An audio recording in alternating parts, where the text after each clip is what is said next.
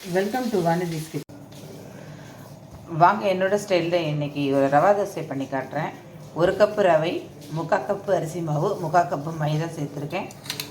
ஒரு பச்சை மிளகாய் பொடியாக நறுக்கியிருக்கேன். கருவேப்பிலை, இஞ்சி சேர்த்துக்கோங்க. தேவையான உப்பு போட்டுக்கலாம்.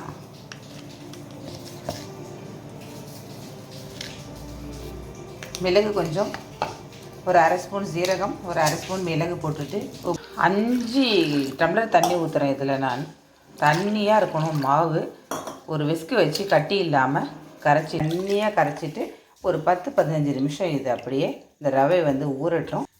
ஆனியன் ரவா பிடிக்கும்னு சொன்னால் நீங்கள் இப்போவே மாவுலேயே கொஞ்சம் பொடியாக ஒரு வெங்காயத்தை கட் பண்ணி போட்டுக்கோங்க.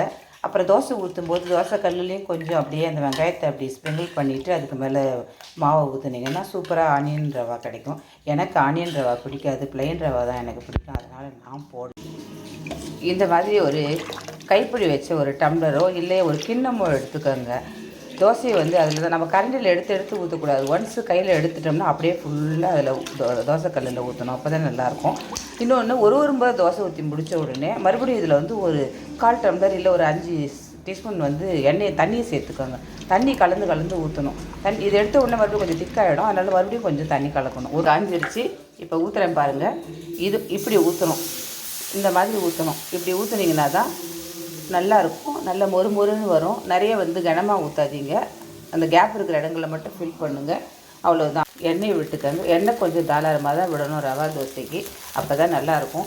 அதே மாதிரி ரொம்ப பொறுமை வேணும். ஹோட்டலில் ஆர்டர் பண்ணிவிட்டு ஒரு நேரம் வெயிட் பண்ணுறோம். அதே மாதிரி தான் ரொம்ப பொறுமையாக தான் இந்த தோசையை எடுக்க முடியும். நல்லா நிதானமாக பண்ணுங்கள். சூப்பராக வரும். ஓரமெல்லாம் பாருங்கள். அதே எடுக்கிறதுக்கு வசதியாக அதே மேலே அப்படியே எடுக்க மாதிரி வருது. பார்த்தீங்களா? இந்த ஓரெல்லாம் ரெடி ஆகிடுச்சு பாருங்கள். இது மாதிரி பொறுமையாக எடுங்க.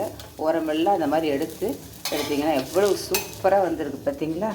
தோசை எவ்வளோ மொறுன்னு எவ்வளோ அருமையாக இருக்குது பார்த்தீங்களா? கையில் உடையுது. அப்படியே ஒரு தோசை ஊற்றி காட்டுறேன்.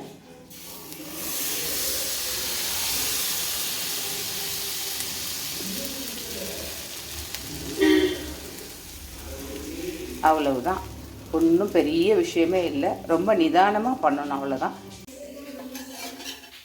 இன்னொரு தோசை ஊற்றிட்டேன் பாருங்கள். பார்த்தீங்களா?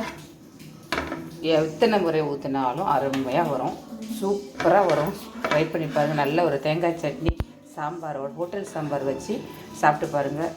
செம்மையாக இருக்கும். பிடிச்சதுனால் லைக் பண்ணுங்கள், ஷேர் பண்ணுங்கள், சப்ஸ்கிரைப் பண்ணுங்கள். நன்றி, வணக்கம்.